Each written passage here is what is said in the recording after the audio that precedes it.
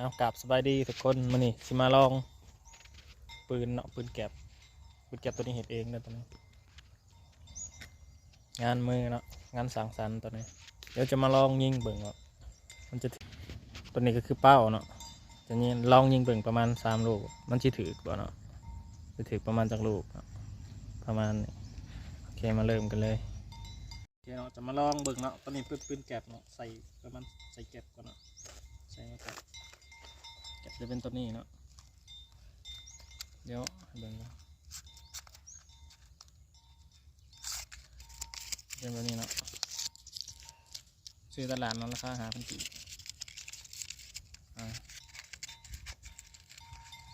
ตัวนี้ยังบไดตัดเนาะเดี๋ยวมันจะใส่บไดตัดแล้วนี่เนาะ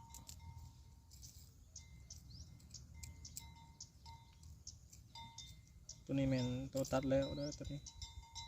ประมาณหาลูกเนาะประมาณหาลูกใส่อย่างนี้เลยเนาะใส่เหล้าเลยตัวนี้จะเป็นไม้หยัก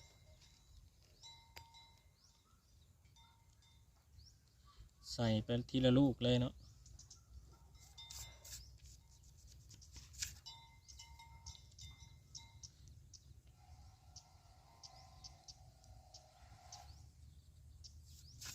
ที่2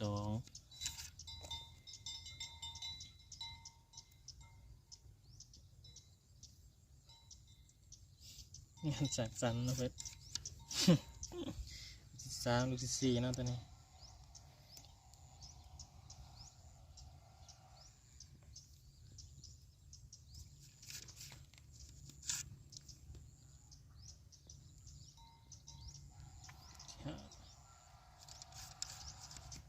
หลังจากนั้นเรา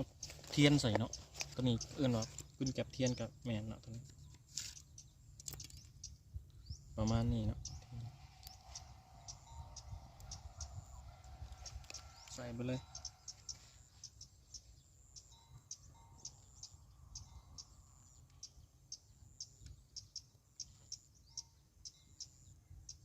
โอเคเนาะใส่ไปแล้วตำเนาะบัดนี้ตำเบาๆเราตำแห้งยามันเตะใส่ตรงนี้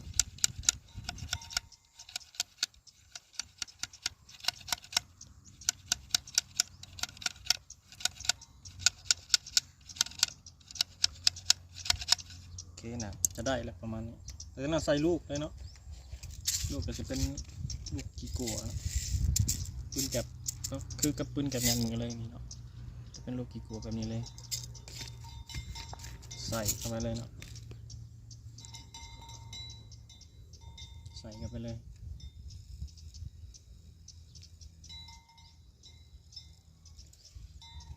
เทียนใส่หนึ่งเนาะเพื่อไม่อยากให้ลูกมันไหลตามประมาณ2-3 บาทเนาะโอเคได้ประมาณนี้นะตัวนี้ก็จะเป็นกลไกการยิงเนาะตัวนี้เองเนาะตัวนี้สร้างเองเนาะเองทำอะไรกันโอเคลองยิงเหมือนกันเนาะ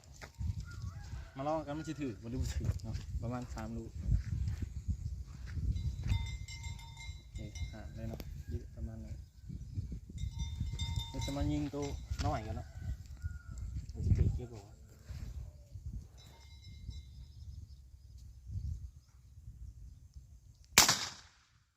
บ่ถือเนาะแต่ว่าได้ยินแต่เสียงได้ยินแต่เสียงแต่บ่ได้หางเนาะโอเคมาลูกที่2เนาะมันอาจจะไกลพอเนาะอันนี้มันเลยบ่ถือแต่ว่าใส่ยิงนกยิงนูได้เนาะตัวนี้รับประกันความแรงบ่ถือย้อนเป็นว่าซีมือบ่แม่นโอเคมาลูกที่2เนาะ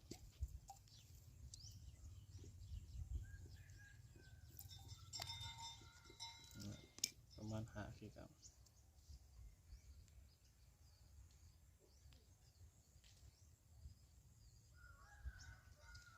ใส่ไปคือเก่าเนาะ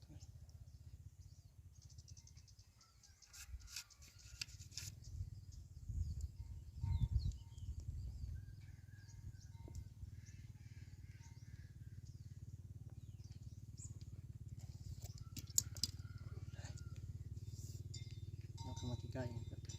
เห็นหูยักษ์เห็นตัวหูนะ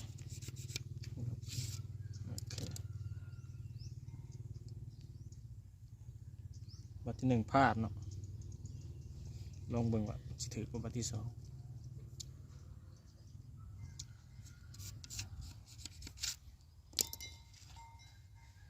บ่ได้ยิงโดนเอาเลยบ่อยากแม่นปานใดลูกที่ 2เนาะบัดนี้ลูกพิงกี้นี่พลาดไปลูกที่ 2กันเลยหายไปเลยใส่ใกล้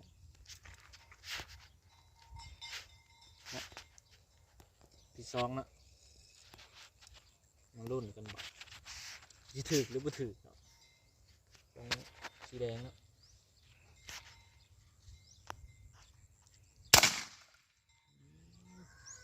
เรียบร้อยเนาะของพลาด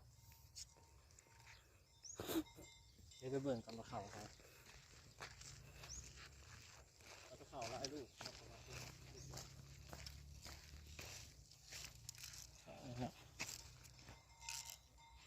2-3 หูเนาะตัวนี้ยังมีลูกข้างอยู่นะมีลูกที่ 2บ่พลาดเนาะต่อลูกที่ 3เนาะบัดนี้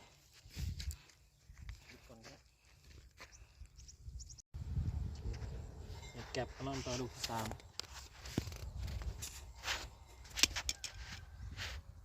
ถีกไปแล้วนะลูกนี้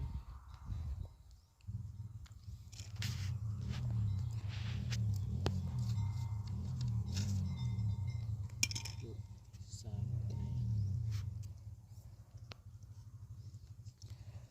ตัวนี้จะบูดั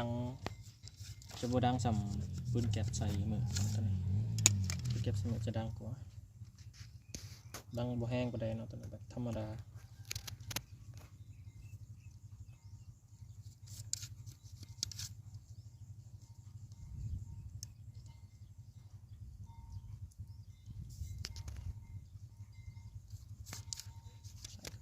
ใส่เบาๆเนาะ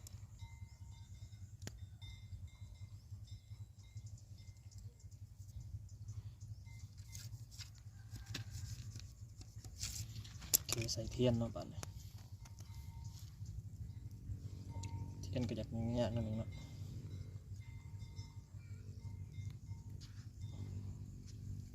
ประมาณนี้เลยตำบัดนี้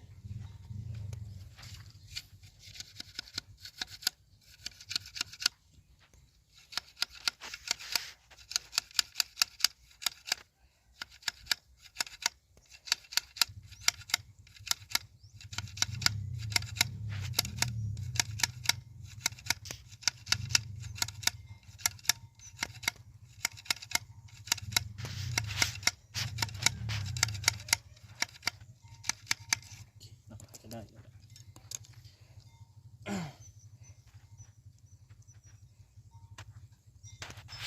ตัวนี้เป็นตัวจุดแกะตัวแทงแกะเข็มแทงแกะโอเคใส่ลูกเนาะ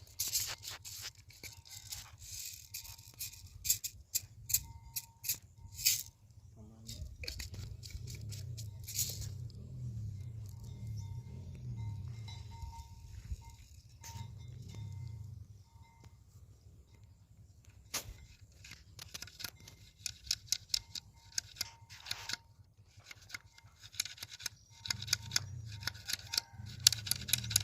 โอเคยิงกันเลยเนาะลูกที่ 3เลยกัน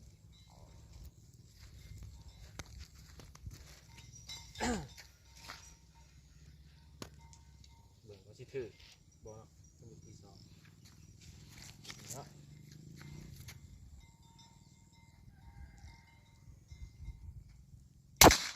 ถือเนาะสอดเห็นบ่ว่าสิถือลายจังได๋ถ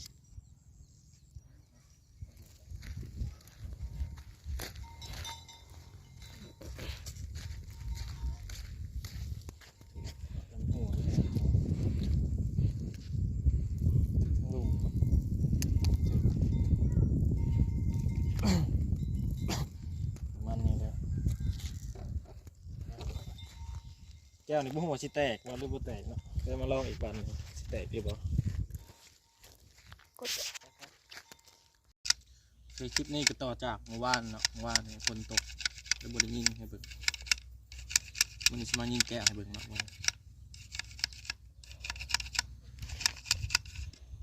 จะใส่ลูกบีเนาะจะบ่ใส่ลูกคิดขวาเพราะว่ายันมันบ่แตก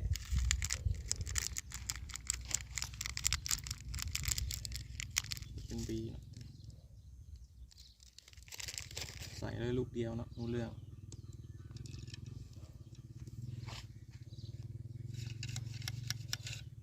โอเคลองเนาะมันสิแตกหรือบ่แก้ว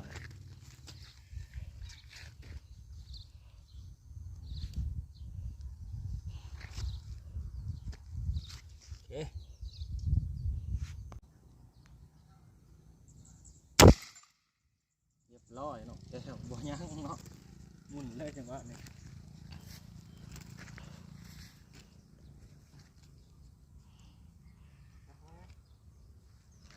หมุนเลยเนาะ